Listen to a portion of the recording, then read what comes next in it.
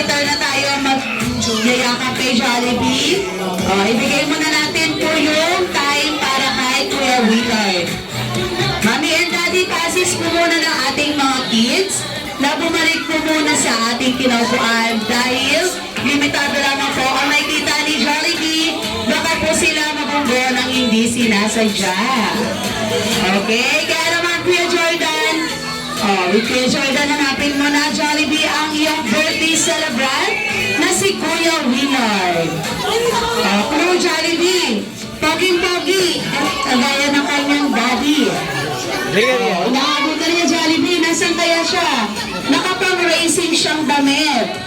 Take note ha, tatlo silang magkakapatid na naka-racing na damit. Pakamalik ka pa.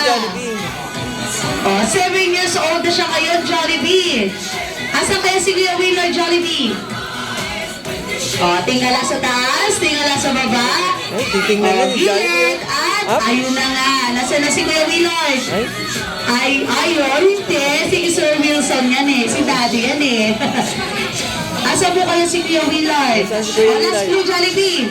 Meron siyang headband nakalagay, Happy Birthday. Wait, umiilaw pa yan, Jollibee ah. Asan kaya? Asan Jollibee? Mukhang nakita na ni Jollibee ah. Nasaan? Namin na ni Jollibee ah. Jollibee no.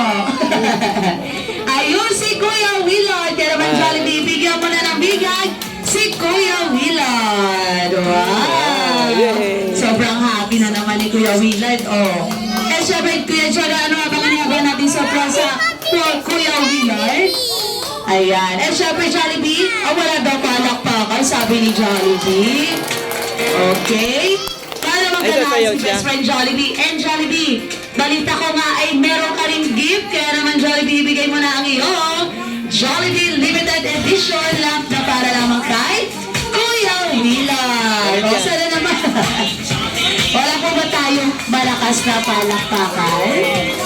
Subukan daw doon. Kuya Willard, kunin mo na ang iyong gift at i-open mo na kung ano nga ba ang nasa loob ng iyong Jollibee lamp. Parang medyo na ano na. Open mo daw.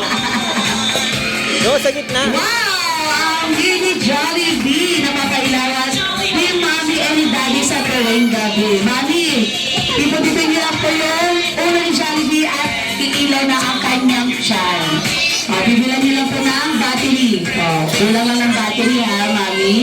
And Kuya Jordan, ano ba ang ating next na ating surprise? Okay, Jollibee, bigyan naman. Bigyan mo na.